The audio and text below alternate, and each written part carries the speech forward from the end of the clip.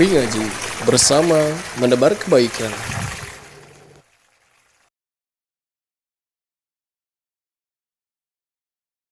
Karena sesungguhnya siapa saja yang Allah Subhanahu wa Ta'ala berikan hidayah, maka tidak ada satu orang pun yang akan bisa menyesatkannya. Wa may yudlil fala hadiya lahu.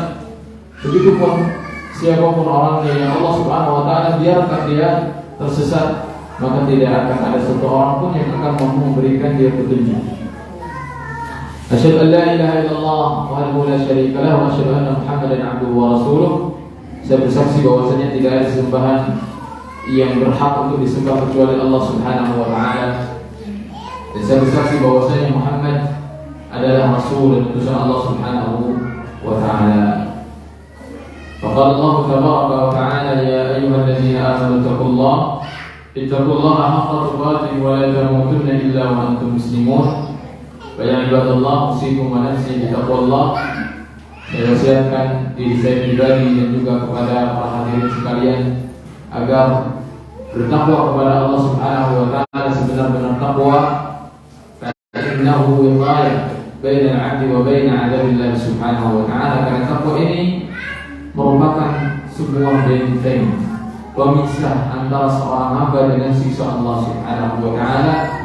Di antara cerminan takwa adalah tatkala seseorang mampu melaksanakan ketaatan yang Allah perintahkan kepadanya, dan dia juga mampu untuk meninggalkan seluruh larangan yang Allah Subhanahu wa Ta'ala perintahkan kepada kita untuk menjauhi larangan tersebut. Para hadirin yang dirahmati Allah Subhanahu wa Ta'ala, alhamdulillah pada kesempatan malam hari ini saya kembali bisa duduk bersama para hadirin sekalian, Bapak Ibu sekalian di masjid ini, yang mana mudah-mudahan masjid ini menjadi salah satu tempat di mana di sana sering disebut nama Allah, sering disebut syariat-syariat Allah Subhanahu wa Ta'ala, ditegakkan syariat-syariat di sana. Ilmunya hidup, ya. Orang-orang ini juga, jamaahnya sekalian juga semakin mencintai ilmu, semakin kenal dengan ilmu, sehingga diharapkan semakin dekat dengan Al-Quran, semakin dekat dengan hadis. Intinya, jika seorang sudah melekat dengan Al-Quran dan Sunnah dan mencukupkan dengan dua sumber tersebut, ya, karena tidak ada sumber kecuali dari dua pokok itu, maka insya Allah semakin lama hatinya akan semakin senang, ya. Senang di sini itu semakin cinta terhadap Islam, ya. Cinta terhadap ilmu, semangatnya semakin tambah lagi untuk menuntut ilmu. Dan insya Allah sebagaimana mungkin telah diketahui oleh para hadirin sekalian, pada malam hari ini kita akan mencoba untuk menggali faidah-faidah yang dapat kita gali dari satu kisah yang sangat agung di dalam Al-Quran, yaitu kisah seorang nabi yang bernama Yusuf, ya, bernama Yusuf ibn Ya'qub. Yusuf ibn Ya'qub alaihi wassalam. Para hadirin yang dimuliakan Allah Subhanahu wa Ta'ala, di dalam Al-Quran itu banyak kisah-kisah orang-orang saleh, ya. Baik laki-laki ataupun perempuan dikisahkan di dalam Al-Quran. Nabi yang sering banyak disebut namanya di antaranya adalah Nabi Musa. Banyak di tempat-tempat di dalam surah-surah di dalam Al-Quran itu banyak diulang-ulang. Ya, kenapa? Sama, karena banyak pelajaran di sana. Ini menunjukkan ketika diulang-ulang begitu agungnya kisah Nabi Musa alaihissalam. Namun ada sesuatu yang istimewa. Surah Yusuf ini dikemas dalam satu surah secara utuh, dari awal sampai akhir, ya, dari awal sampai akhir. Jadi nggak terpotong, insya Allah. Jadi kita bisa menikmati cerita, mengambil faidah-faidah keimanan dari cerita tersebut dari awal sampai akhir. Dan yang istimewa lagi, Allah Subhanahu wa taala berfirman mengenai surah Yusuf ini. Allah berfirman, "Nahnu naqussu 'alaika ahsanal qasas." Kami akan kisahkan kepadamu wahai Muhammad kisah yang paling indah, kisah yang pernah ada, yang paling indah di dalam Al-Quran. Ya kan? Di dalam Al-Quran. Mungkin kita mengira kisah siapa yang paling indah? Oh, kisah Nabi Muhammad SAW, kisah Nabi Musa, atau kisah yang lainnya. Ternyata Allah Subhanahu wa taala mengatakan kisah Nabi Yusuf lah yang dikatakan bahwasanya itu adalah seindah-indah kisah yang Allah kisahkan di dalam Al-Quran. Wa in kunta min qablihi laminal ghafilin. Meskipun ya, sesungguhnya engkau sebelum itu termasuk orang-orang yang tidak mengetahui. Artinya sebelum baginda sallallahu alaihi wasallam dikisahkan oleh Allah kisah Nabi Yusuf, beliau tidak tahu. Beliau tidak tahu tentang kisah Nabi Yusuf alaihi salam. Dan kita ketahui bahwasanya Nabi Yusuf ini adalah seorang nabi yang mulia, dari anak nabi yang mulia, dari anak nabi yang mulia, dari anak nabi yang mulia. Ya, sehingga kita oleh Rasulullah SAW, Al-Karim, Yusuf bin Yaqub bin Ishaq bin Ibrahim alaihissalam. Artinya 4 generasi terbaik dari apa tuh? Di atas buyut itu apa namanya?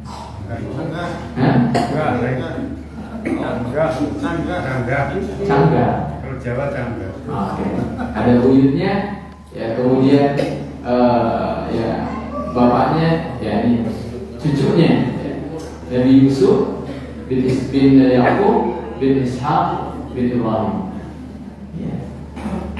Dan ini dikatakan tadi soal anak yang mulia, Al-Karim yang mulia, anaknya dari orang yang mulia, anaknya dari orang yang mulia, sampai sampai kepada Nabiullah Ibrahim alaihissalam, yang mana mungkin tadi disebutkan besok acara khitanan ya. Khitanan itu adalah salah satu sunnahnya Nabi Ibrahim alaihissalam, di mana kita meneladani beliau. Ya, sebagaimana disebutkan bahwasanya beliau Nabi Ibrahim itu beliau melakukan khitan di usia 8 tahun. Di usia 8 tahun terus diteruskan sampai hari ini. Alhamdulillah, ya syariat tersebut tidak dihapus, syariat tersebut terus dilestarikan, dan kita juga diperintahkan agar kita memperhatikan anak-anak, memberikan hak dan menunaikan kewajiban kita, memberikan hak kepada anak. Dengan apa? Dengan kita mengkhitan mereka, mensucikan diri mereka. Baik. Dan begitu pun nanti insyaallah akan kita dapatkan pelajaran-pelajaran penting untuk para orang tua, untuk para anak ini, ya, untuk para pemuda di dalam surah, di dalam kisah Yusuf alaihissalam. Di mana Yusuf ini beliau anak dari Yakub, punya saudara 1000 yang bernama Bunyamin. Di mana Nabi Yakub alaihissalam ini diceritakan, tapi dalam kitab-kitab Israiliyah ya, atau dalam kitab-kitab Ahlul Kitab. Kalau dalam literasi Islam itu jarang disebutkan. Namun para ulama seperti Ibnu Katsir dalam tafsirnya banyak menukil itu nama-nama, seperti nama-nama misalkan istrinya Nabi Yakub alaihissalam yang berjumlah 4. Di antaranya adalah Lea, ya, kemudian Rahil, kemudian Bilha, kemudian Silpa. Dan Nabi Yusuf alaihissalam ini adalah anaknya Rahil. Jadi dipisahkan tatkala Nabi Yakub alaihissalam memiliki 2 istri yang bernama Lea dengan Rahil. Kemudian Lea ini punya anak. Maka Rahil ini agak sedikit cemburu, nggak bisa memberikan keturunan bagi Yakub alaihissalam. Kemudian pada akhirnya beliau Rahil ini memberikan hadiah kepada Nabi Yakub seorang budak yang bernama Bilha. Ya, bernama Bilha. Kemudian melahirkan Bilha tersebut. Maka Nabi Yakub juga sama, memberikan hadiah kepada Nabi Yakub yang bernama Zilfa. Jadi muncullah anak-anak yang 12 ini yang dinamakan dengan Bani Israel, yaitu cucu anak-anaknya Israel, dan Israel ini adalah nama Yakub alaihissalam. Nabi Yakub ini namanya siapa? Israel, dipanggil dengan Israel, memiliki anak-anak yang pada akhirnya disebut Bani Israel. Namanya berapa? 12 ya. Jadi disebutkan sekali lagi, disebutkan dari dalam Israiliyah seperti itu, dan juga dinukil oleh para ulama. Jadi kita menyebutkannya ya kita tidak menjazmkan kalau itu benar, tidak juga kita mengingkarinya. Begitulah kalau kita menyikapi Israiliyah. Di antaranya anak dari Lea ini disebutkan seperti Ruben, seperti Simeon, seperti Lewi, Yehuda itu Yahudi dari sana, Yehuda, kemudian Ishakar, kemudian Zebulon. Nah, kemudian kalau dari Rahil itu ada Nabi Yusuf dengan Bunyamin. Kemudian dari Bilha itu ada Dan dan Naftali. Kemudian dari Silva namanya Gad dan juga Asher. Jadi 12 semuanya. Dan kita akan menceritakan salah satu dari sana, yaitu Nabi Yusuf alaihissalam. Ketika baginda sallallahu alaihi wasallam diceritakan, ketika beliau melakukan Isra Mi'raj, beliau bertemu dengan Nabi Yusuf alaihissalam. Tahukah bagaimana rupa Nabi Yusuf alaihissalam diceritakan oleh baginda sallallahu alaihi wasallam? Ya, innahu wa'tiya syatrul hasan. Nabi Yusuf itu diberikan setengah ketampanan manusia. Yang orang-orang yang amal di seluruh dunia itu setengahnya milik Nabi Yusuf alaihissalam. Dan kita akan tahu nanti ketampanan beliau di dalam surah ini, di dalam cerita ini. Bagaimana ceritanya? Yuk, mari kita dengarkan. Cerita ini dimulai, kisah Nabi Yusuf alaihissalam dimulai ketika Nabi Yusuf alaihissalam bermimpi. Ketika bermimpi, apa mimpinya? Mimpinya seperti ini. Dan langsung diceritakan kepada ayahnya yang bernama Yakub, Nabi Yakub alaihissalam. Allah berfirman tentang ini, "Idh qala Yusuf li abihi ya abati inni ra'aitu ahada 'ashara kawkaba." Ceritakan kepada ayahnya. Ya, apa ya? Bilangnya mungkin bapak, ayah, abati gitu ya. Saya bermimpi melihat ada 11 bintang, matahari dan bulan. Ra'aituhum li sajidin. Mereka semuanya bersujud kepadaku, memberikan penghormatan kepadaku. Nabi Yakub kala itu adalah seorang nabi. Firasatnya sangat tajam, ya, sangat tajam firasatnya. Ini adalah tanda besar yang akan terjadi pada anakku ini. Makanya ini salah satu alasan Nabi Yakub alaihissalam itu sangat mencintai dan sangat memperhatikan Nabi Yusuf alaihissalam. Kemudian setelah ayahnya mendengar cerita anaknya Yusuf alaihissalam, maka seketika langsung memberikan nasihat. Qala ya bunayya la taqsus ru'yaka ala ikhwatik. Nah, jangan kamu ceritakan ini mimpi ini kepada saudara-saudara. Ini menunjukkan Nabi Yakub sudah tahu bagaimana selama ini Nabi Yusuf berinteraksi dengan siapa? Dengan saudara-saudaranya. Bahwasanya saudara-saudara ini orang-orang yang kurang baik dan gak suka kepada Nabi Yusuf alaihissalam. Makanya dikatakan bayaki itu udah kekainan. Kalau sampai tahu saudara-saudara itu nanti bisa-bisa mereka akan membuat satu makar tipu daya, akan mencelakakan kamu. Inna syaitana lil insani aduwwun mubin. Bahwa setan ini adalah musuh yang nyata dari kamu. Artinya saudara-saudara Yusuf ini nanti akan dimasuki, akan dibisikkan oleh syaitan bagaimana supaya ya mencelakakan Yusuf. Hasan. Maka berdasarkan ayat ini, para yang dirahmati Allah Subhanahu wa taala, tidak perlu kita menceritakan seluruh nikmat yang kita miliki. Ya, sebagaimana Nabi Yusuf ini dilarang untuk menceritakan berarti nikmat ini, mimpi yang nikmat yang dahsyat ini, tetapi dilarang untuk menceritakan kepada orang-orang yang berpotensi hasad kepada dia, ya, berpotensi hasad kepada dia. Makanya kalau ada yang nanya, oh, rumahnya udah berapa, istrinya udah berapa, ya, mobilnya berapa, tidak perlu kami kita ceritakan, tidak perlu. Karena ada dua potongan. Kalau ternyata benar kita menceritakan nikmat yang kita miliki, bisa jadi orang itu hasad. Kalau sudah hasad, muncul ain, ya kan? Penyakit yang sangat berbahaya, bisa jadi bangkrut. Yang tadinya sehat jadi sakit, yang tadinya pintar jadi bodoh. Itu karena hasad, karena ini.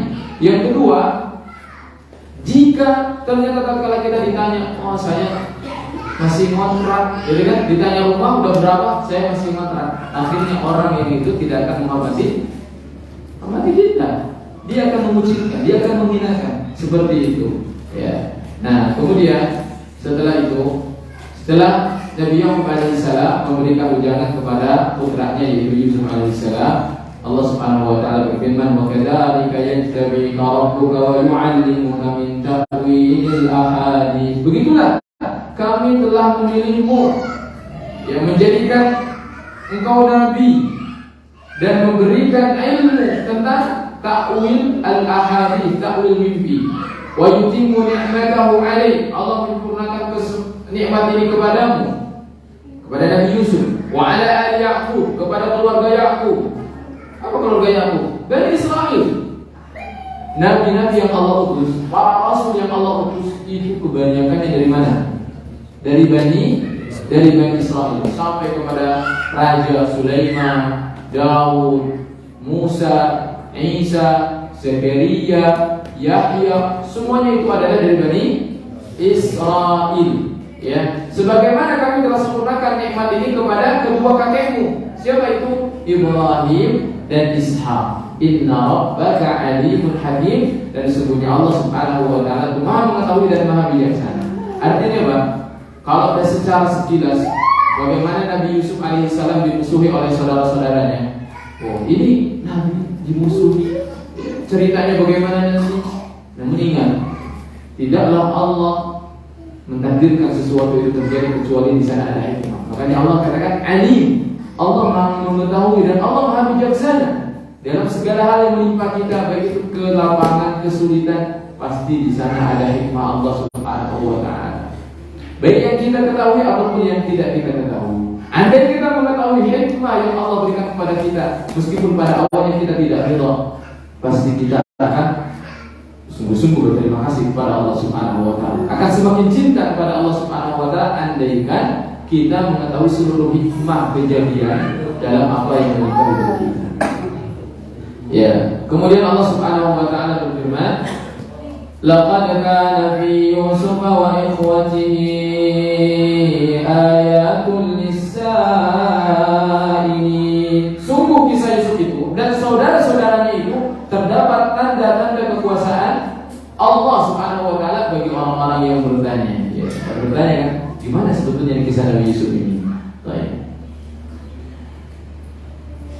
Saudara-saudara ini, ya, dikatakan mereka itu sangat benci kepada Nabi Yusuf alaihissalam. Sebab kebenciannya itu dikarenakan ayahnya Yakub alaihissalam itu memberikan perhatian yang lebih kepada Nabi Yusuf alaihissalam. Jelas ya, seorang nabi pun tahu ini mau bisa jadi calon penerus, ya kan, calon penerus. Dan itu adalah aset, Pak. Anak yang soleh itu aset. Gak mungkin Pak, tiba-tiba Nabi Yakub alaihissalam seorang nabi memberikan kecintaan yang lebih kepada anaknya tanpa alasan. Itu tidak mungkin kan? Kecuali mengetahui kalau di dalam anak tersebut ada aset. Kadang-kadang kita memiliki beberapa anak dan kita tahu yang perbedaan dari satu anak kepada anak yang lainnya. Maka kita berikan perhatian. Misalkan anak sudah kelihatan bakatnya dalam hal agama, maka kita berikan perhatian kepada dia. Ini bukan bentuk yang tidak adil, ya. Namun kita memberikan sesuai dengan kebutuhan dia, sesuai dengan porsi dia. Seperti itu.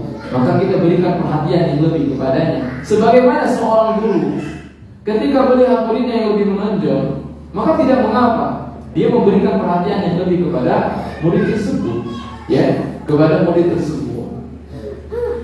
Saudara-saudaranya, ya, mereka bersekongkol.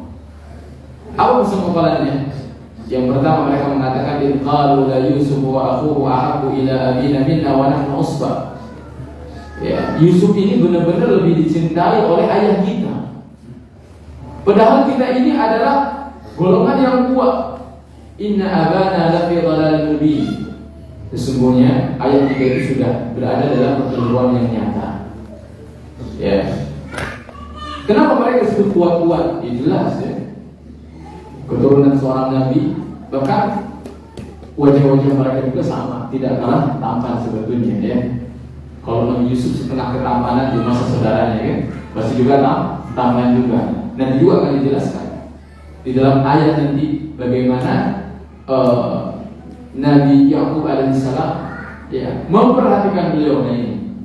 Jangan sampai cerita ini kemudian menjadikan kita Nabi Yakub dikasih, gak sayang sama Yusuf. Enggak, Nabi Yakub sayang juga kepada anak-anaknya. Nanti dalam salah satu ceritanya, nanti Nabi Yakub alaihissalam akan memberikan ujian juga kepada anak-anaknya yang lainnya itu sebagai bentuk cinta Nabi Yakub kepada mereka. Ya, kepada mereka. Qala qailun minhum la taqtulu Yusuf. Baik, ayat ke-1. Uqtulu Yusuf aw idrahuhu ardan yakhlu lakum wajhu abikum. Tiba-tiba ada seorang yang berkata, bunuh saja Yusuf. Enggak tahu. Ini karena hasad di hati, karena hasad. Makanya orang tua harus pintar-pintar ini. Anak-anak sama. Bisa jadi satu anak memiliki hasad kepada kakaknya, kakak kepada adiknya. Ini orang tua yang harus berperan di sini. Uqtulu Yusuf, bunuh Yusuf. Awet rahuhu arda yakhlu lakum wajhu abikum. Atau kita buang saja. Kita buang saja Yusuf. Nanti setelah kita membuang Yusuf, yakhlu lakum wajhu abikum, nanti seluruh perhatian ayah kita akan tertumpah kepada kita. Wa takunu min ba'dihi qauman salihin. Nanti kalau sudah Yusuf terbunuh, gampang. Kita tinggal bertobat saja jadi orang-orang yang saleh. Jadi mereka itu sudah merencanakan mau bertobat, mau jadi orang yang saleh. Namun apa? Berbuat dosa dulu. Dan ini sesuatu yang fatal. Di mana seseorang sudah merencanakan tobat, namun di samping itu dia juga sudah merencanakan maksiat terlebih dahulu. Dan ini yang akan menghalangi seorang mendapatkan taufik dari tobat tersebut. Karena tobat itu sejatinya penyesalan, dan orang tidak mungkin tiba-tiba menyesal padahal hal tersebut sudah direncanakan. Agama saya ingin menyesal gitu. Susah itu berbuat sesuatu, karena menyesal itu biasanya lahir dari ketidaktahuan. Paham kan? Lahir dari ketidaktahuan. Gitu. Misalkan kita tahu ada surga dan neraka, tapi belum pernah dengar kajian tentang surga dan neraka. Masih berbuat dosa, ada seorang preman, udah membunuh, udah berzina dan yang lainnya. Ketika dia mendengar tentang kajian tentang neraka, berasa sekali neraka itu, akhirnya dia menyesal. Nah itulah taubat itu. Sehingga ini tidak boleh ditiru. Hal yang seperti ini gampang dan ditaubat. Kenapa? Karena kita belum tentu mendapatkan taufik dari Allah Subhanahu wa taala untuk bertaubat. Ya, wa takunu min ba'dihi qauman salihin. Kemudian setelah itu qala qailun minhum la taqtulu Yusuf. Salah satu di antara mereka bilang, mungkin dia salah seorang yang paling kasihan kepada Yusuf, yang paling mending di antara saudara-saudara Yusuf yang jahat itu. Ya. Maksudnya masih memiliki hati orang ini. Ya. Namun lihat, ketika dia tidak berlepas dari kelompok yang jahat, ya kan? Maka dia tetap terbawa, ya kan? Makanya Islam itu mengajarkan bagaimana ketika kita ingin bertaubat, ya, ketika kita adalah ingin menjadi orang yang baik, hati seorang ada kebaikan di sana, maka di antaranya adalah kita harus berlepas dari lingkungan yang buruk. Jangan sampai orang mengatakan, wah saya mah, ya saya suka kumpul sama orang yang mabuk, kan saya mah nggak mabuk. Nggak begitu.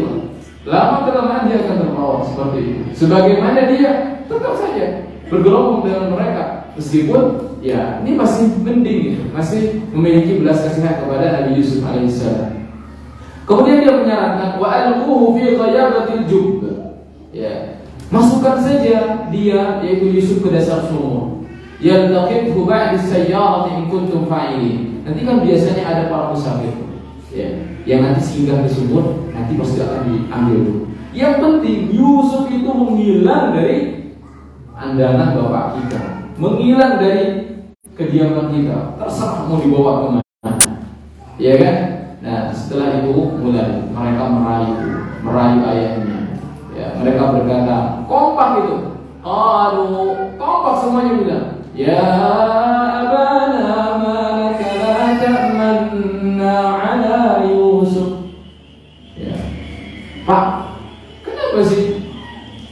Kok gak percaya? nggak percaya kepada kami tentang Yusuf ini. Wa inna lahu lanasihun. Padahal kami ini saudara-saudaranya. Kami juga menginginkan kebaikan kepada Yusuf. Tapi kenapa kalau kami minta Yusuf begini begitu, kok nggak percaya gitu? La ta'manna ala Yusuf. Wa inna lahu lanasihun. Mereka meminta kepada ayahnya, arsilhu ma'ana. Karena mereka sudah merencanakan, bulat tekadnya akan membuang Yusuf. Arsilhu ma'ana ghadan. Bawa ya, boleh ya. Nanti Yusuf kami bawa. Arsilhu ma'ana ghadan, besok. Yarka' wa yal'ab. Tenang aja. Kami akan bersenang-senang dengan Yusuf. Kami akan membawa. Masih kecil, paling kecil ini Yusuf ini.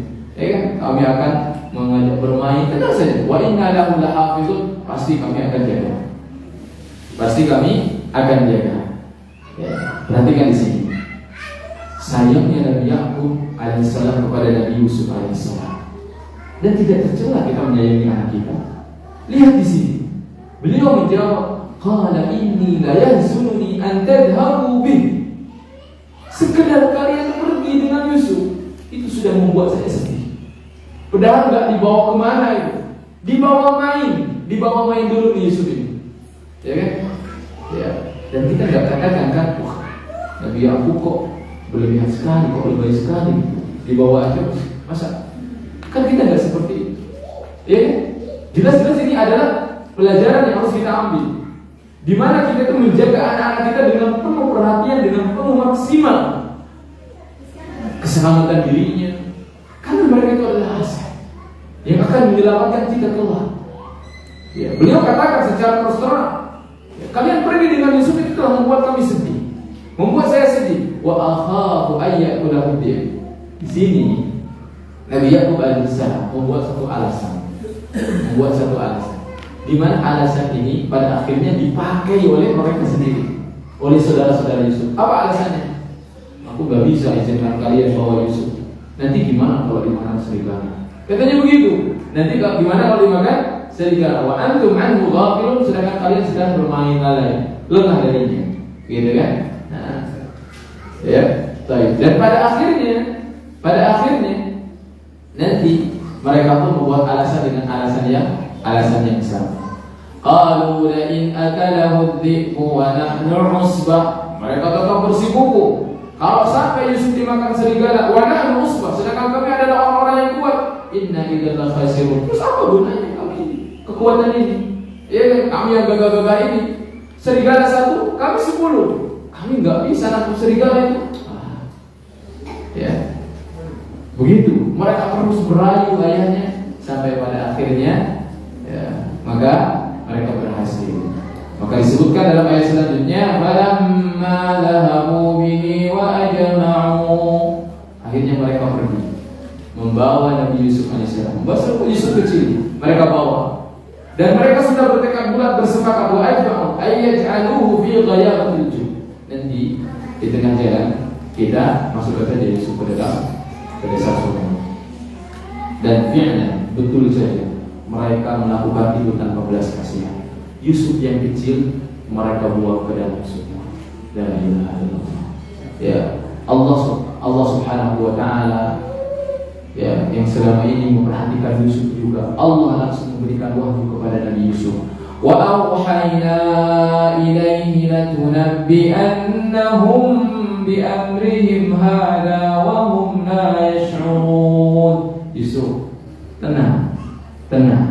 Kelak kamu akan menceritakan kejadian ini di depan mereka langsung, di depan mereka sendiri. Jadi Allah Subhanahu wa taala menenangkan Nabi Yusuf pada saat itu. Padahal masih kecil. Saudaranya setelah memasukkan Nabi Yusuf ke dalam desa sumur, maka mereka memastikan Yusuf ini nggak boleh kabur. Yusuf ini harus pergi dari mereka, pergi dari penglihatan bapaknya, harus hilang pokoknya. Akhirnya mereka mengintai sumur tersebut dan benar saja datang para musafir, ya, datang para musafir. Baik, disebutkan di sini lebih dulu, di mana mereka, ya, ketika sudah meyakinkan bahwasanya Yusuf ini sudah dibawa pergi oleh para musafir, maka mereka pulang. Kapan pulangnya? Ya, perginya pagi-pagi, pulangnya malam. biar disangka ya kan ceritanya itu benar-benar sungguh-sungguh telah terjadi. Jadi mereka membuat skenario yang begitu cantik, membuat drama yang mereka bumbu-bumbui. Apa itu? Mereka pulang malam-malam supaya ayahnya itu menyangka memang mereka sudah berusaha untuk melindungi Yusuf. Waja'u abahum 'isha'an yabkun. Licik sekali mereka. Datang kepada ayahnya dan mereka memolesnya dengan drama yang lain lagi. Apa itu? Dengan terisak-isak mereka menangis. Semuanya nangis kepada Nabi Ya'qub. Datang, qalu ya abana inna dhahabna nastabiqu wa tarakna Yusuf 'inda mata'ina. Bapak kami kan waktu tadi itu kami pergi berlomba. Terus kami itu simpan Yusuf ini dekat barang-barang kami, barang sebentar kata mereka itu. Fa'akalahu dhi'b. Namun ternyata Yusuf itu akhirnya dimakan serigala.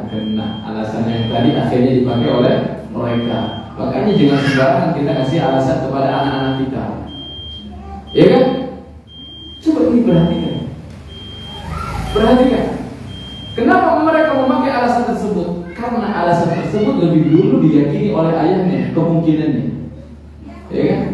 Gak mungkin ayahnya, gak mungkin dimakan serigala. Bapak sendiri yang bilang gak mungkin dimakan serigala. Tahu ya? Ya, gitu. Mau minjem motor, jangan. Sekarang ini banyak pencurian, nanti dicuri. Akhirnya orangnya minjem, ya kan? Dijual sama dia. Ya, pas datang lagi mana motornya? Aduh, dicuri. Kita nggak mungkin bilang setelah itu, wah nggak mungkin dicuri dong. Sendiri dia yang bilang, mungkin saja dicuri. Perhatikan ya, ini mereka juga anak-anak yang cerdas ya, bisa memutarbalikkan fakta. Seperti itu. Baik. Wa ma anta bimu'minin lana walau kunna shadiqin. Kata mereka, ya meskipun kami sudah berkata jujur, pasti bapak kan nggak percaya pada kami ya. Begitu indahnya, ya skenario mereka itu, licik mereka. Kemudian setelah itu tidak cukup sampai di sana. Mereka membawa baju Yusuf alaihissalam dalam keadaan utuh, dilumuri dengan darah. Waja'u 'ala qamisihi bidamin kadhib. Ini buktinya, ini bajunya belum berdarah. Maka ayahnya seketika melihat itu, qala bal sawwalat lakum anfusukum amra. Ya, enggak. Sebetulnya diri kalian sendiri yang telah memandang urusan yang buruk itu seperti baiknya. Fasabrun jamil. Maka beliau langsung mengatakan, sabar. Kata Ya'qub alaihissalam, lihat tuh, begitu seorang nabi, ya, diuji kesabarannya oleh anak-anaknya. Itu seorang nabi. Maka kalau kita mendapatkan anak-anak kita, ya, Allah berikan sedikit ujian melalui anak-anak kita. Apa yang harus kita lakukan? Bersabar dengan kesabaran yang indah. Anak bandel ini mah gak sabar, dasar kamu bandel, durhaka kamu, mati sekalian. Tua kadang-kadang seperti itu. Pas dia ngomong begitu di waktu yang mustajab, Allah kabulkan. Waliyadzubillah. Kalau kita dapatkan anak-anak kita benar itu, ya saleh aja, kamu anak saleh. Dan itu banyak terjadi, fakta. Ya, saya ingat sebuah kisah itu di Saudi, Abdullah bin Ni'mah itu, yang dia itu belajar bela diri dan pemusatan otaknya itu di leher karena dia durhaka pada orang tuanya. Dia di sekolahnya merokok. Kemudian kata orang tuanya, kamu merokok ya? Bohong. Enggak merokok. Kata ayahnya, kalau kamu bohong Allah patahkan leher kamu. Dan betul. Ketika dia berenang, ya, dia meluncur dan seolah-olah nggak ada airnya, patahin berbalik. Tapi, ya, mungkin entah apa yang dimiliki oleh orang tua ini, akhirnya sudah dalam keadaan seperti itu masih hidup, ya, masih hidup, bahkan menjadi seorang dari pada akhirnya Abdullah bin Ni'mah. Ya, itu adalah dahsyatnya ya doa orang tua. Jadi yang pertama adalah sabrun jamil, sabar yang indah. Dan dia langsung mengatakan wallahul musta'an. hanya kepada Allah lah aku memohon pertolongan dari apa yang kalian ceritakan. Baik, silakan ada dulu nih, sudah ada? Ya, silakan.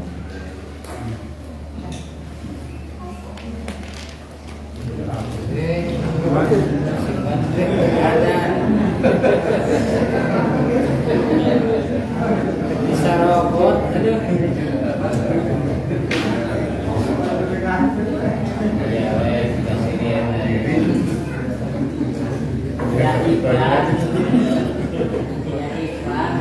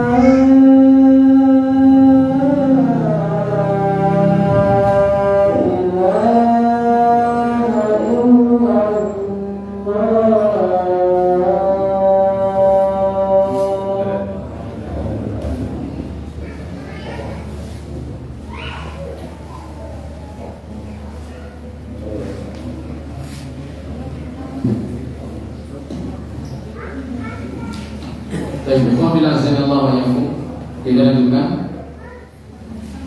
Fasabrun jamil, kesabaran yang indah adalah kesabaran yang tidak diikuti dengan keluh kesah, menceritakan kepada orang lain, marah, ya. Apalagi melakukan perbuatan-perbuatan yang itu dilarang. Dan dalam Al-Quran ada setidaknya 3 yang dikatakan sesuatu yang indah. Yang pertama adalah sabrun jamil dalam ayat ini, yaitu kesabaran yang indah. Kemudian ada juga di dalam surah Al-Insan, wahjurhum hajran jamila, tinggalkan saja mereka dengan indah. Kapan itu? Ketika seseorang disakiti, dihina oleh orang lain, dicela oleh orang lain, udah tinggalin saja, tinggalin saja, ya, tanpa basa-basi, kita tinggalin saja, biarkan mereka, ya. Yang ketiga adalah Allah berfirman dalam surah Al-Hijr penjelasan fasfa'is safhal jamil, maafkan dengan maaf yang indah. Kadang-kadang kita kan maafin orang itu, ya udah saya maafin ya, kamu tuh ya nyadar makanya, ya kan sudah saya maafin, padahal kesalahan kamu itu, wah coba kalau saya nggak maafin kamu, wah udah kamu, itu bukan memaafkan dengan indah, maafkan dengan itu sudah, saya maafkan kamu sudah. Tidak perlu diikuti kesalahan dia bagaimana. Itu yang namanya dengan maaf yang indah. Baik. Kemudian setelah itu maka diceritakan waja'at sayyaratun fa'arsalu waridahum fa'adla dalwa. Dan saja datang orang-orang yang sedang melakukan perjalanan ini. Kemudian mereka singgah masih di sumur yang di sana ada Yusuf alaihissalam. Fa'adla dalwa, kemudian mereka menurunkan timbanya, ya, menyuruh seseorang untuk mengambil air di sana. Namun ketika dia menariknya, yang keluar itu adalah busa, yaitu Nabi Yusuf alaihissalam. Dia sedang ini gantung ikut gitu. Halu ya Busra hadza gulam. Wah, senang sekali ini ada yang lucu gitu kan. Wa sarruhu bidan, dia diambil. Dan mereka itu yakinnya ini masa orang buang begini ya, anak kecil ini pasti dibuang, atau misalkan dia kabur sebagai budak, bukan budak penting ya, budak-budak yang suka diperjualbelikan gitu, ini kayaknya kabur ya, atau memang dibuang seperti itu. Makanya mereka juga berencana untuk menjualnya, dijadikanlah Nabi Yusuf alaihissalam itu barang jualan, barang dagangan. Wallahu alimun bima ya'malun. Sedangkan Allah itu memperhatikan dari awal sampai akhir. Allah subhanahu wa ta'ala tidak lengah. Allah memperhatikan kondisi Yusuf alaihissalam dan apa yang terjadi pada beliau. Wa syara'uhu bi thamanin bakhs. Setelah itu, wah Yusuf sudah dapat bersama para musafir itu ya. Maka keluarlah saudara-saudaranya yang dari tadi meminta itu, ya kan? Kemudian dia bilang, oh iya, itu adalah budak punya kami itu, ya. Udah, saya nggak butuh, ya, saya jual aja sama kalian, gitu. Akhirnya dibelilah, ya udah, diduitin gitu sama mereka. Darahim ma'dudah, murah sekali, cuma berapa dirham saja, ya, berapa dirham saja. Dibeli itu Nabi Yusuf itu. Wa kanu bihi min az-zahidin, karena mereka tidak tertarik kepadanya. Terus saudara-saudara itu bilang, udahlah, ambil aja, ya udah bayar saja dengan harga yang murah pun tidak apa-apa. Ya, begitulah ya. Namun lihat nanti bagaimana Nabi Yusuf dibuang, akhirnya diselamatkan, kemudian diperjualbelikan dari budak, namun nanti dapat kekuasaan. Ya, mereka sudah nanti bercerai-berai, berpisah berpuluh-puluh tahun namanya. Allah kan balikan lagi, perubahan nanti diceritakan dari musim subur, musim kemarau, subur lagi.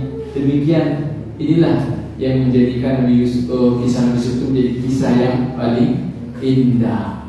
Ya, coba kalau kisah-kisah yang lainnya, kisah Nabi Musa alaihissalam, ya kan, diurus sama Fir'aun sampai besar, Fir'aunnya akhirnya tenggelam, ya kan, kaum 'Ad, kaum Tsamud, mati semuanya mereka, binasa, ya kan, sad ending gitu ya akhirnya. Tapi kalau Nabi Yusuf itu akhirnya selalu prihatinkan di akhirnya. Allahu Akbar. Ya kadang-kadang tuh ya saya perhatikan ketika nanti ada pas di momen kenyataannya mimpi Yusuf ini terrealisasi, itu kadang-kadang yang baca Quran itu nangis ya. Kadang nangis gitu, nggak kuat karena begitu indahnya kisah ini, begitu indah sekali kisah tersebut, sehingga dikatakan ya kisah terbaik. Apa? Ya bahagia akhirnya gitu ya, happy ending seperti itu. Nah kemudian akhirnya Yusuf kecil itu dibawa ke negeri Mesir, jauh dari Palestina kemana? Ke negeri Mesir. Qala alladhi ishtarahu min Misra limra'atihi akrimi mathwah. Kemudian dia katakan kepada istrinya, ambil anak itu. Ya, sudah dia rawat dia, asa an yanfa'ana aw nattakhidahu walada. Mungkin nanti dia bisa bermanfaat untuk kita. Dia bisa bermanfaat untuk kita atau kita angkat dia sebagai anak. Wa kadzalika makanna Yusuf fil ardh. Begitulah kami akan angkat derajat Yusuf di muka bumi. Wa li'allimahu min ta'wil al-ahadits. Kami juga akan ajari itu Nabi Yusuf tentang ta'wil mimpi. Wallahu ghalibun 'ala amri. Allah itu menang. Yusuf dari awal hendak dibunuh, tidak terjadi. Nabi Yusuf dibuang, ya dengan harapan dibuang menjadi orang yang terlantar, menjadi orang yang miskin, tidak mendapatkan perhatian. Namun Allah Subhanahu wa taala telah menetapkan Nabi Yusuf akan menjadi seorang penguasa, seorang raja, seorang nabi. Walakinna aktsarun nasi la ya'lamun. Tapi kebanyakan manusia itu tidak tahu. Makanya jangan sekali-kali kita merendahkan orang lain. Tidak tahu kita takdir apa yang telah Allah tetapkan kepada orang tersebut. Takdir apa yang telah Allah tetapkan kepada orang tersebut. Dan Allah ghalibun 'ala amri. Pasti Allah yang benar. Bagaimanapun manusia merencanakan keburukan kepada orang yang sudah ditentukan dia menjadi orang yang mulia di sisi Allah Subhanahu wa taala. Ya. Walamma balagha ashuddahu atainahu hukman wa 'ilma. Ini kayak di sinetron. Kalau di 1-2 tahun, ya, 2 tahun, 3 tahun terlalu lama kan? Akhirnya ceritanya itu ketika Yusuf sudah dewasa, ya kan? Maka 20 tahun, ya, kayak gitu. 30 tahun. Ini juga sama. Walamma balagha ashuddahu atainahu hukman wa 'ilma. Ketika Yusuf sudah dewasa, sudah berubah menjadi Yusuf dewasa, pemuda yang tampan, yang gagah. Berkata di sini ini, demikian aku berikan balasan pada orang yang berbuat baik. Apa yang terjadi? Kita sudah tahu kalau Nabi Yusuf ini diberikan setengah ketampanan. Wanita mana yang tidak tergoda dengan Nabi Yusuf alaihissalam? Bahkan ibu angkatnya pada akhirnya sampai tergila-gila kepada Nabi Yusuf, dan dia berani untuk merayu Nabi Yusuf. Allah sebutkan di sini, wa waladul lati huwa fi baitiha, digoda oleh ibu angkatnya itu. Ya, wa ghallaqatil abwaba wa qalat hayta. Namun Nabi Yusuf selalu menolak. Pada akhirnya dia merencanakan sebuah rencana yang sangat keji. Maka Nabi Yusuf itu dipanggil ke kamarnya. Yusuf sini, dipanggil. Setelah itu lari dikunci pintunya oleh dia. Wa ghallaqatil abwab, semua pintu-pintu dia kunci. Ya. Qalat hayta, ayo kemarilah, layani saya, begitulah kata perempuan tersebut. Namun Nabi Yusuf alaihissalam itu adalah seorang nabi, tidak seperti manusia biasanya, ya kan? Biasanya orang lebih berani untuk melakukan maksiat ketika dia menjadi orang asing di negeri orang, ya kan? Kalau melakukan maksiat, ya di rumahnya sendiri, banyak tetangganya yang dia tahu, mungkin dia berpikir dulu, ini di negeri orang, gak ada yang tahu. Namun Nabi Yusuf alaihissalam mengatakan, qala ma'adallah, aku berlindung kepada Allah. Innahu rabbi ahsana mathwaya, sesungguhnya Rabbku. Ada yang mengatakan ahli tafsir, Rabbku di sini bukan Allah yang dimaksud, tapi Rabb ini kan yang mengurus, artinya tuannya. Tuannya ini sudah memberikan makan kepada beliau. Ya kan? Lihat Nabi Yusuf ketika mengalami kejadian seperti itu, maka langsung mencari alasan bagaimana supaya alasan ini menjadikan beliau tetap tegar, tidak terbawa oleh hawa nafsu. Di antaranya mengingat kebaikan apa? Kebaikan tuannya. Innahu rabbi ahsana mathwaya. Tuanku sudah banyak berbuat baik kepadaku, sampai aku seperti ini, sampai aku menjadi orang yang mulia gitu. Sebab cukup seperti itu, ya. Sebab kecukupan. Innahu la yuhibbul zalimun, sesungguhnya tidak akan beruntung orang-orang yang berbuat zalim. walaqad hammat bi, ketika perempuan itu sudah memuncak hasratnya kepada Nabi Yusuf alaihissalam, ya, wa hamma biha laula an ra'a burhana rabbi. Nabi Yusuf pun demikian, kalau tidak melihat tanda-tanda kebesaran Allah Subhanahu wa taala. Saya lebih suka wakaf seperti tadi, walaqad hammat bi, perempuan tersebut sudah berhasrat besar kepada Nabi Yusuf. Namun Nabi Yusuf pun berhasrat jika tidak melihat kebesaran Allah. Namun karena beliau melihat kebesaran Allah, maka Nabi Yusuf tidak berhasrat. Ya, itu wakaf itu sangat pengaruh dalam memaknai satu ayat. Meskipun demikian, para ulama tersebut, ya demikian, ada yang mengatakan bahwasanya perempuan tersebut telah berhasrat kepada Nabi Yusuf. Demikian juga Nabi Yusuf juga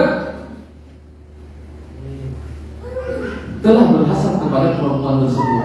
Namun hasratnya Nabi Yusuf itu tidak diteruskan oleh beliau. Ya, itu tidak diteruskan oleh beliau. Beliau langsung mengingat kebesaran Allah Subhanahu wa taala, sehingga itulah yang menjadikan beliau tertahan dari hasrat yang buruk itu. Sehingga kalau orang ada niat yang buruk dan dia langsung menolaknya, maka itu insya Allah tidak menjadi dosa baginya, kecuali kalau dia terus mengikuti hasratnya itu. Baik, ya. Kemudian berikutnya dikatakan, kadzalika linasrif anhu su'a wal fahsya innahu min ibadina al-mukhlasin. Demikianlah kami palingkan, yaitu Yusuf, dari keburukan dan dari kekejian, karena Yusuf merupakan hamba-hamba kami dari golongan hamba yang ikhlas. Ini keikhlasan sangat penting. Belajar tauhid itu sangat penting sekali. Belajar tauhid adalah kunci kesuksesan dunia dan di akhirat, dan kunci seseorang supaya dihindarkan dari keburukan dan dari kekejian. Ya, intinya adalah tauhid, ikhlas. Artinya ikhlas. Kemudian keduanya, pada saat itu karena Nabi Yusuf itu tidak mau, akhirnya beliau berlari.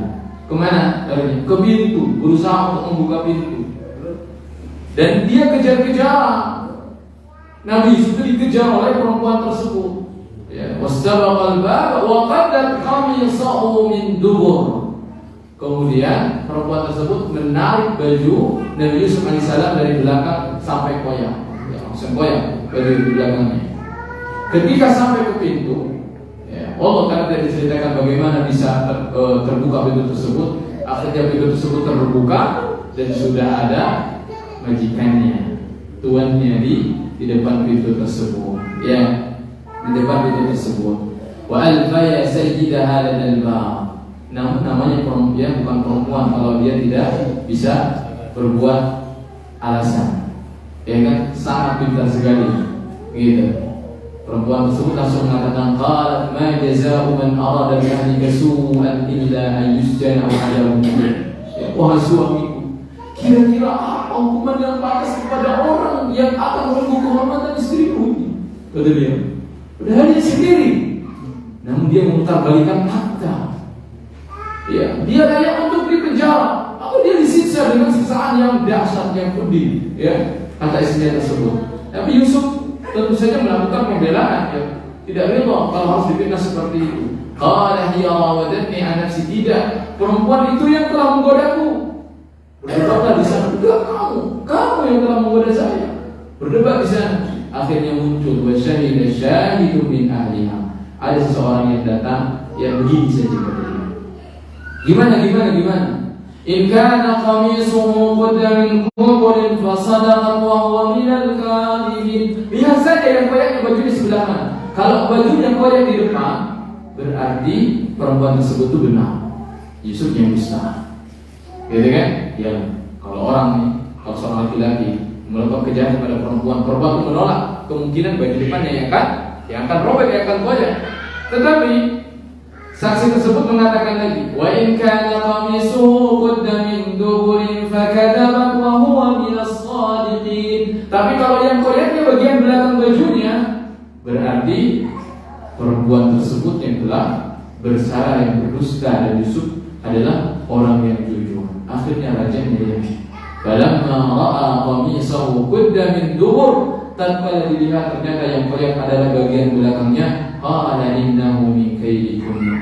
Maksudnya ini adalah tipu daya kamu. Ya, tipu daya kamu. Inna kaidakunna azim. Ya di sini. Ya. Dahsyat sekali tipu daya. Kata suaminya ini.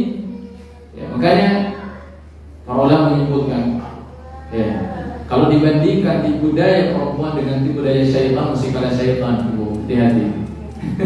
Kadang-kadang ya, gak kasihan juga gitu. Ya, ibu ini adalah pelajaran saja. Ya, ini mungkin terjadi ya, pada perempuan seperti ini, kenyataan seperti itu. Tapi justru ini adalah sebagai teguran atau juga sebagai pelajaran supaya kita menjadi seorang wanita, ya, ibu-ibu menjadi seorang wanita yang menjauhi perkara-perkara tersebut. Ya, Allah menyebutkan inna kaida syaitani kana dha'ifa. Tipu daya setan itu lemah, tahu? Tapi di sini inna kaida kunna 'azim, dahsyat tipu daya perempuan itu. Kayak syaitan itu lemah. Dia bisa buat ketika yang dipakai adalah perempuan. Orang soleh dikasih harta, dikasih ini, tapi kalau sudah dikasih perempuan, ya, ini peralatannya adalah perempuan, bisa jadi dia akhirnya terjatuh dengan perempuan. Pokoknya fitnah yang paling besar bagi laki-laki itu adalah perempuan, ya, bukan harta perempuan yang paling besar itu. Ya, seperti itu. Ya, jadi jaga Bu ya, ini bapak-bapaknya jaga di rumah, ya, karena perempuan di luar banyak. Ya, ini fitnah yang paling besar itu perempuan. Baik. Kemudian apa? Ini rajanya ini. Dia nggak marahin, nggak memberikan sanksi kepada istrinya ini. Dia hanya bilang Yusuf wa'alin an hadza. So, lupain aja. Kejadian ini udah lupain. Wastaghfir li dzambi. Kamu dah mau minta maaf aja kamu. Ini pada perempuannya. Innaki kunti minal khati'in. Kamu udah salah. Ini kata suami. Ya. Ulama mengatakan ini laki-laki ini, yang raja ini, ya, masih membiarkan istrinya menggoda Nabi Yusuf. Dan ternyata benar itu masih terjadi nanti di depan itu. Ya. Salah satu alasannya, mohon maaf, dikatakan bahwasanya laki-laki ini adalah lawan syahwat seperti itu. Sehingga dia nggak punya pilihan lain. Dia sangat memaklumi istrinya berbuat seperti itu. Makanya dia membiarkan. Yusuf disuruh, ya, udah ya, lupain saja. Dan dia berusaha supaya berita ini tidak tersebar. Namun bagaimanapun raja ini menutup kejadian ini, viral juga akhirnya seluruh penjuru Mesir itu, ya, sampai siapa yang paling heboh menceritakan ini, kira-kira bapak-bapak atau ibu-ibu? Ibu-ibu. Ya, ibu-ibu lagi nih. Ya, maaf. Benar di dalam ayat ini ceritakan waqala niswatu fil Madinah.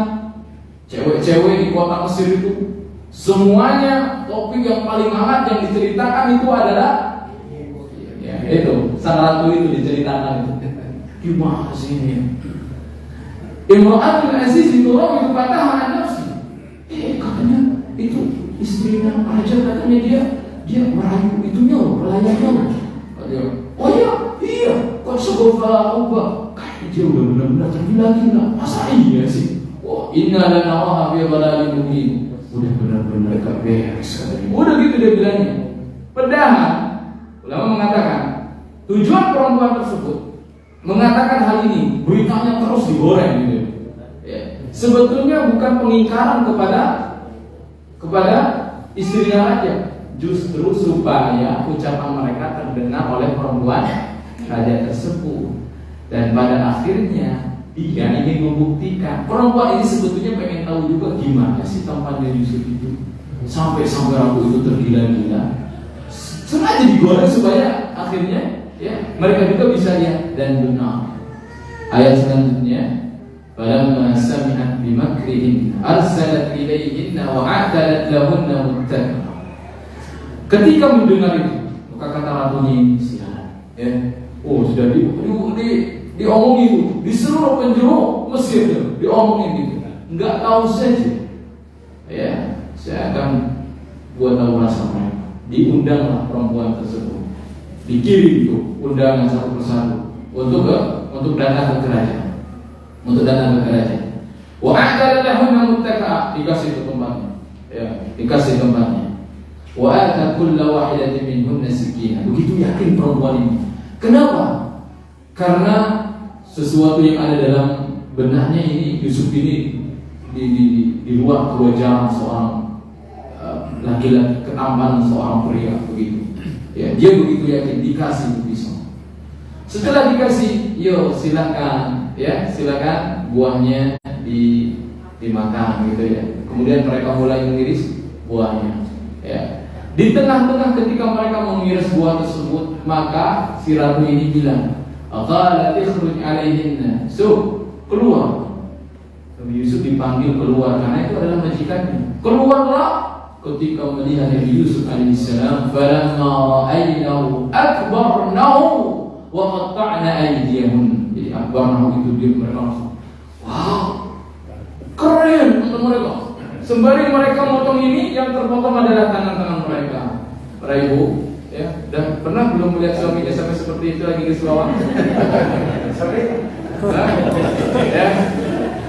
ya kan? Paling juga sama mungkin tapi beda kasusnya gitu. Kalau mereka lihat ketampanan Nabi Yusuf, kalau istri kita lain lagi. Ya. Akbarnahu wa qatta'na aydiyahum. Gak terasa itu darah mencucur ke mereka. Wa qulna hasya lillahi ma hadza bashara, ini bukan orang kata mereka. In hadza illa malakun karim, ini malaikat yang turun dari langit. Seperti itu, sampai mereka seperti itu. Dahsyat sekali ketampanan Nabi Yusuf sampai menjadikan orang-orang itu seperti itu. Bahkan disebutkan oleh para ulama, ya, tidak hanya sampai di sana. Ada wanita yang langsung haid dari itu ketika melihat ketampanan Nabi Yusuf. Bahkan dikatakan ada yang langsung meninggal. Ya, langsung meninggal. Ya. La ilaha illallah. Ini ketampanan Nabi Yusuf seperti apa gitu ya? Tampaknya seperti apa? Ini cerita asli. Cerita asli ini, ya, bukan cerita karangan-karangan sinetron, bukan, ini asli. Wa qulna hasya lillahi ma hadza bashara in hadza illa malakun karim. Ya, ini bukan orang, ini bukan manusia, ini malaikat ini kata mereka gitu. Akhirnya puaslah siapa? Ratu. Puas, merasa puas melihat kejadian itu. Qalat fadzalikunna alladzi lumtunani fi ras'i. Itu yang kalian celah saya karena sebab itu, Kalian baru lihat hari ini. Aku bertahun-tahun satu atap dengan Yusuf pun saya gila pun juga udah untung. Begitulah. Oh, ya kan? Dahsyatnya. Maka perempuan tersebut bilang, "Qalat fadzalikunna alladzi lumtunani fi." Itulah. Ya, sebab itulah kalian berani mencela aku. Ya. Kalian baru melihat Yusuf segitu aja, udah begitu. Bayangin gitu istilahnya. Bayangin saya sudah bertahun-tahun bersama saudari kecil. Ya, walaqad rawattuhu an nafsihi fastamsam. Aku tidak henti-hentinya menggoda Yusuf supaya melayani hasratku. Namun dia terus saja menolak. Wala in lam yaf'al ma amruhu, mulai bersekongkol dari bersekongkol patuh dengan wanita-wanita tersebut. Kalau Yusuf setelah ini enggak setuju atau tidak memenuhi keinginanku, ya, kita akan bicarakan dia dan biarkan dia menjadi orang-orang yang terhina, kata perempuan tersebut. Maka disebutkan tuh, ya, dalam sebagian kisahnya bahwasanya perempuan itu, ratu tersebut menyuruh perempuan itu agar menggoda Yusuf untuknya. Ayo mau sama orang tua ya. Namun katanya yang terjadi bukannya perempuan tersebut menggoda untuk ratunya, justru mereka adalah bilang jangan mau sama ratunya, berjalan sama saya. Setiap orang diberikan kesempatan dengan Nabi Yusuf. Dan Nabi Yusuf alaihissalam meskipun seorang nabi, seorang yang beriman dengan Allah Subhanahu wa taala, tidak lantas ayo goda saja, aku goda saya enggak bakalan tergoda. Kan gitu kan? Ya, orang merasa imannya kuat mungkin, wah enggak apa-apa, saya mah tetap aja bergaul dengan orang-orang yang buruk, orang yang mabuk, orang yang zina. Saja saya mah imannya kuat. Lihat Nabi Yusuf alaihissalam, qala rabbis sijnu ahabbu ilayya mimma yad'unani ilayhi. Ya Allah, kalau keadaannya seperti ini, penjara lebih aku sukai daripada aku harus memenuhi keinginan mereka. Wa illa tasrim anni kaidahun, kalau engkau ya Allah tidak membalikan aku dari kebudayaan mereka, asbu ilaihinna, aku akan cenderung ini Kalau terus-terusan digoda seperti ini, aku akan cenderung nih. Lihat, seorang Nabi seperti itu. Wa aku minal jahilin, dan aku akan termasuk orang-orang yang bodoh. Namun pada akhirnya fastajaba lahu rabbuhu fasarafa anhu kaidahum innahu huwas samiul alim. Allah pun mendengar doa Nabi Yusuf dan seketika ijabah doa Nabi Yusuf. Nabi Yusuf dikuatkan oleh Allah Subhanahu wa taala, namun karena beritanya terus menyebar tidak henti-hentinya, akhirnya para pembesar kerajaan itu mereka berkumpul, ini gimana cara menutup kasus ini? Ya kan? Skandal yang besar ini gimana cara menutupnya? Akhirnya mereka bersepakat, ya udah, kita redam saja dengan di penjara Yusuf. Ya, summa bada lahum min ba'di ma ra'ul ayat, mereka tahu Yusuf ini benar. Tapi ya, ini masalahnya ya, kerajaan gitu ya, stabilitas kerajaan bagaimana? Akhirnya kayak namuhatkan, kita hukum saja sampai batas waktu yang tidak ditentukan. Akhirnya Nabi Yusuf pun dijebloskan ke dalam penjara. Ya, bagaimana kisah selanjutnya? Nantikan pada episode berikutnya, karena ini sudah masuk waktu isya ya. Masih panjang kisahnya, ya. Bisa satu episode atau 2 episode lagi. Masih panjang dan kisahnya, oh masya Allah, lebih indah lagi, dan pelajarannya sangat banyak sekali, luar biasa Yusuf ini, ya kan? Baru tahu kan kisahnya, seperti ini. Makanya rugi. Sudah 60 tahun baru tahu kisah Nabi Yusuf, ya kan? Harusnya, makanya saya ingat tuh, ada kakek tua itu, ya, ceritakan kalau dia mau tidur dia selalu putar itu surah Yusuf, dia dengerin cerita Nabi Yusuf ya, sebelum tidurnya gitu, ya, sebagai penenang jiwa tentu saja, karena banyak pelajaran di sini yang bisa kita ambil ya. Demikianlah para jemaah yang dirahmati Allah Subhanahu wa taala. Ya, ini kisah ini bukan untuk kita ya tidur ya kan? Bukan, tetapi kisah ini untuk kita ambil pelajarannya. Banyak pelajaran untuk orang tua, untuk anak-anak, untuk kita semuanya, banyak pelajaran yang bisa kita ambil. Maka mudah-mudahan kita diberikan taufik oleh Allah Subhanahu wa taala untuk bisa mengambil pelajaran pada kisah Nabi Yusuf ini. Wallahu ta'ala a'lam. Wassallallahu ala nabiyyina Muhammad wa ala alihi wasallam. Subhanakallahumma wa bihamdika asyhadu an la ilaha illa anta